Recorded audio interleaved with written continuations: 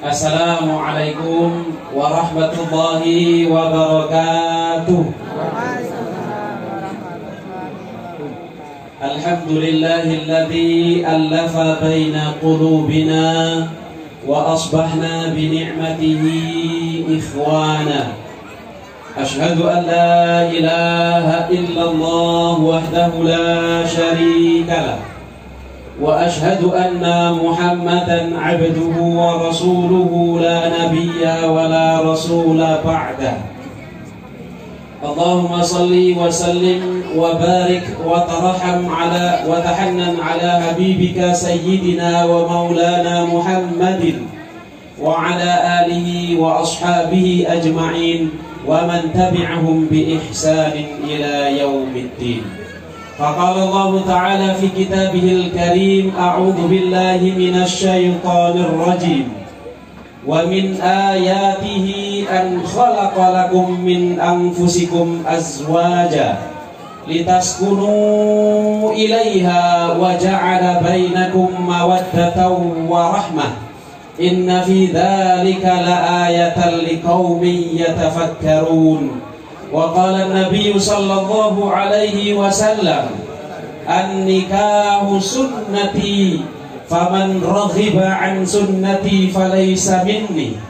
وقال أيضا يا معشر الشباب من استطاع منكم الباءة فليتزوج فإنه أغض للبصر وأحصن للفرج وَمَنْ لَمْ يَسْتَطِعْ فَعَلَيْهِ بِالصِّيَامِ فَإِنَّهُ لَهُ وِجَاءٌ. Hadirin rahimakumullah, wabil khusus keluarga besar Pak D saya, Pak D Slamet, dan keluarga besar dari pengantin laki-laki, pengantin kakung. Alhamdulillah kita bersyukur kehadirat Allah Subhanahu wa taala. Bapak Ibu sekalian, tadi di pagi hari ketika kita berangkat ke akad nikah dan resepsi ini, kita bisa memilih pakaian apa, pakaian mana yang akan kita kenakan. Apakah kita akan menggunakan pakaian batik, pakaian takwa, batiknya yang dibeli lebaran kemarin atau tahun lalu, kita bisa memilih. Akan datang satu masa di mana kita tidak bisa memilih lagi pakaian yang akan kita gunakan, yaitu ketika kematian itu menghadiri kita. Hanya kain putih kafan yang kemudian dikenakan kepada kita, dan itu pun yang mengenakannya adalah orang lain. Pagi tadi hadirin rahimakumullah, kita menuju ke tempat ini kita bisa memilih jalan kaki, pakai mobil atau ngojek atau diantar saudara dan seterusnya. Akan datang satu masa di mana kita semua ini tidak memiliki kesempatan lagi untuk memilih kendaraan yang akan menghantarkan kita di tempat peristirahatan kita. Ini meskipun Pak Selamat ya, momennya memang pernikahan ini momen bahagia, tapi saya mengingatkan diri kita, saya sendiri dan kita semua, bahwa kita semua ini sesungguhnya harus selalu bersyukur kepada Allah Ta'ala. Diberikan ribuan kenikmatan, kemuliaan, tapi yang harus kita ingat bersama, bahwa kita semua mau hidup enak, mau makan enak, mau nikah enak, mau punya istri yang cantik, mau punya suami yang tampan, tapi seringkali kita lupa untuk mati dengan enak. Karena sesungguhnya kehidupan kita adalah sementara saja. Dan ini manten berdua ini kan sekarang menjadi raja hanya sehari ya. Duhai senangnya pengantin baru, duduk bersanding, bersenda gurau. Tidak saya lanjutkan, saya khawatir nyanyi mbaknya tadi. Tapi saya teringat lagu Jawa itu kan begini. Awak dewe tau duwe bayangan, besok yen wis wayah omah-omahan, aku maca Quran sarungan, kowe nyemak dasteran. Nah ini saya ingatkan ya. Jadi harus kita ubah ini, lagunya ini harus kita ubah. Maka di mana-mana saya Pak Selamat menyampaikan ceramah nikah, yang saya ingatkan bahwa sholat itu bukan hanya tiang agama, tetapi juga tiang berkeluarga. Bapak Ibu sekalian, saya mohon maaf ini tidak bisa menyampaikan ceramah dengan bahasa Jawa ya. Karena saya itu kalau ikut tiang Sunda. Sekarang ini saya tinggal di Bandung, tanah Pasunda, sudah disebut orang Sunda, jadi kalau pakai Jawa nggak bisa. Ini alasan. Jadi, saya sampaikan bahwa Masya Allah, ini penting sekali saya utarakan. Maka ujiannya Mas Nur Cahyono ini, itu besok pagi bisa bangun subuh atau tidak, itu ujian paling pertama. Maka saya sudah sampaikan ke Pak Dokter Saifuddin Ali Ahmad ini, kalau bisa kita yang muda-muda ini biasakan mandi pagi sebelum subuh. Tujuannya apa? Satu, biar sehat. Yang kedua, supaya mertua kita itu nggak tahu kita mandi wajib atau mandi biasa. Kalau kata Kiai Haji Anwar Zahid, laki-laki itu Pak Dokter Saifuddin Ali Ahmad selalu mau tapi tidak selalu mampu. Lalu buat apa? Ini saja. Tapi kalau perempuan itu selalu mampu tapi tidak selalu mau, Mas. Nah, ini panjang ini penjelasannya. Jadi kembali lagi ke tadi, Masya Allah, yang namanya sholat itu sesungguhnya bukan hanya tiang agama, tapi tiang berkeluarga. Saya tiap hari, Bapak Ibu sekalian, kalau Rabu Kamis itu nyidangkan orang cerai di Pengadilan Agama Soreang Kabupaten Bandung. 30 perkara, 40 perkara, semuanya itu keluarga bermasalah semua. Maka saya kalau diminta untuk menyampaikan ceramah ngatain ini senang, karena menghadapi orang yang sama-sama senang. Tapi kalau di Pengadilan Agama, Masya Allah, semuanya itu murung, semuanya itu wajahnya sedih, hakimnya pun ikut sedih, kadang-kadang hakimnya dimarahi sama pihaknya. Kami harus sabar. Dan orang kalau cerai itu kadang-kadang alasannya apa? Kenapa cerai? Karena tidak ada kecocokan lagi. Memang yang namanya laki-laki perempuan di mana-mana tidak cocok. Karena jenis kelaminnya beda, umurnya beda, pengalamannya beda, latar belakang keluarganya beda, pendidikannya beda, pasti tidak cocok. Tidak ada pasangan yang betul-betul cocok, yang ada adalah yang ikhlas dan sabar untuk menerima ketidakcocokan. Antum libasul lakum wa hunna libasun, antum libasul lahun wa hunna libasul lakum. Jadi suami istri itu adalah pakaian saling menutupi. Saya dulu sebelum nikah itu dinasihati gini, Mas Dayo sama Mbak Septi, kalau kita milih pasangan itu buka mata kita selebar-lebarnya. Dalam Islam itu dikenal konsep ta'aruf, kenalan dulu. Jadi kita tidak boleh membeli kucing dalam karung. Kalau kita mau nikah, ya Pak, buka mata selebar-lebarnya. Harus yakin dan percaya bahwa inilah laki-laki atau wanita yang akan saya nikahi. Tapi setelah sampai berdua ini menjadi sepasang suami istri yang sudah halal ini, tutup mata rapat-rapat. Jangan sampai kita menceritakan kesalahan suami kita kepada orang lain. Dan jangan pula menceritakan kesalahan istri kita kepada orang lain. Termasuk kalau hubungan suami istri, jamaah rahimahullah, itu tidak boleh diceritakan. Loh, ini ada hikmahnya. Kalau misalnya kita cerita, waduh, semalam saya luar biasa nikmatnya sampai 3 ronde misalnya, itu tidak boleh diceritakan. Karena nanti yang lain pengen, aduh, kok istri saya kayaknya sudah turun mesin ini misalnya, kok suami saya sudah tidak seperti yang dulu. Nah, makanya kaidah ataupun etika orang berhubungan suami istri tidak boleh diceritakan. Itu aib, bahkan itu adalah dosa besar. Maka bismillah, Mas Nur Cahyo dan Mbak Septi, besok harus bangun pagi. Lagi halangan betul?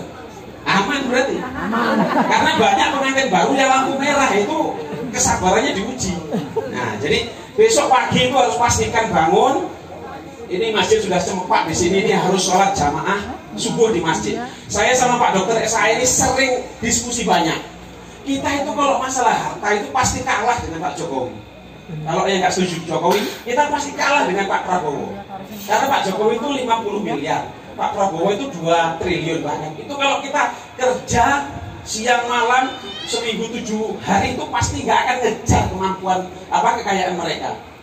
Karena rezeki kita ini sudah ditanggung. Jadi kita tidak mungkin lah akan menyayangi mereka. Tapi yang belum pasti itu adalah apakah kita ini nanti masuk neraka, masuk surga atau tidak. Itu yang belum pasti.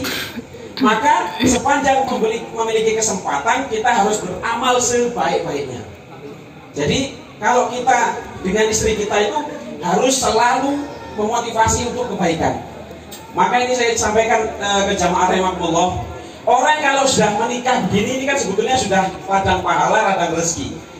Mbak Septi, kalau sebelum akad nikah tadi sampai yang pegang tangannya Mas Nur Cahyo itu tidak boleh sebetulnya. Tapi kalau sudah menikah, kita cium tangan suami istri kita, itu seperti mencium Hajar Aswad. Apalagi tangan saya ini kebetulan hitam, Pak. Hajar Aswad itu kan batu hitam. Nah ini saya aswad banget ini kalau mencium sama istri saya. Jadi saya kalau di kantor Bapak Ibu sekalian, mau polisi, jaksa, pengacara, mau orang kaya itu manggil saya yang mulia karena saya hakim. Tapi kalau sudah di rumah, ya tetap kalah dengan istri saya. Ya tetap bantu nyuci, jemuri, ya ngisah-ngisah gitu. Karena kita tahu baginda Rasulullah itu pemimpin negara, pemimpin umat, dijamin masuk surga, tapi masih kalau pakaiannya koyak masih dia yang jahit, Masya Allah. Umar bin Khattab, jangankan manusia, setan saja kalau ketemu Umar itu takut. Tapi ketika Sayyidina Umar bin Khattab pulang ke rumahnya, istrinya ngomel, dia diam. Jadi dibalik suami yang kuat tetap kalah di hadapan istri. Makanya di mana-mana yang ada itu obat kuat untuk laki-laki. Saya belum pernah kemana-mana lihat obat kuat untuk perempuan itu belum pernah, Pak Dokter. Semua obat kuat itu untuk laki-laki. Nah gitu ya. Makanya Mas Nur Cahyo sebagai laki-laki kita harus lebih besar sabarnya, harus lebih teguh pendiriannya. Kalau kata Ustadz Bahtiar Nasir, suami istri itu harus memiliki visi surgawi. Ini kalau bahasanya Pak Dr. Udin, keluarga itu harus melakukan revolusi takwa. Wa tazawwadu fa inna khairaz zadi taqwa. Berbekallah kalian karena sebaik-baik bekal adalah takwa. Sudahlah, sampai mau punya mobil penting, tapi kita harus yakin dan percaya itu semuanya nggak akan kita bawa mati. Apalagi orang itu kalau kaya itu kan pertanyaannya dua. Min aina iktasabahu wa ila aina anfaqahu. Dari mana dia dapat dan kemana diinfakkan. Tapi kalau kita berbekal takwa, kata Pak Dr. S.A. ini, kalau kita mengejar akhirat, dunia akan datang ke kita. Tapi kalau kita kejar dunia terus, belum tentu kejar, akhirat pasti sudah kocar kacir. Maka bismillah, saya doakan Mas Nur Cahyo dan Mbak Septi ini, nikah itu berat. Kenapa berat? Karena hadiahnya surga. Yang ringan itu apa? Istirahat. Ya, ringan itu baru istirahat. Nikah ini sesuatu yang berat. Kalau kita lagi pengantin baru ini yang memang lagi sayang-sayangi. Makanya tadi disampaikan oleh Pak Rafiq sama yang sambutan sebelumnya, bahwa kebesaran Allah itu karena menjadikan kita itu berpasang-pasangan. Di mana-mana syarat nikah niku pinten Bapak Ibu sekalian? Syarat nikah niku kalih sinten, ya. Jadi saya sudah keliling ke Natuna, ke Kalimantan Selatan, ke mana-mana itu syarat nikah itu ternyata sama siapa? Nah, jadi Mbak Septi sama Mas Nur Cahyo ini sudah menemukan pasangan hidup yang mudah-mudahan sehidup sesurga. Pak Dokter diubah, Pak Dokter, jangan sehidup semati, sehidup sesurga. Banyak orang yang mendoakan pengantin baru itu mudah-mudahan bahagia sampai nenek-nenek. Kenyataannya di pengadilan agama nenek-nenek cerai.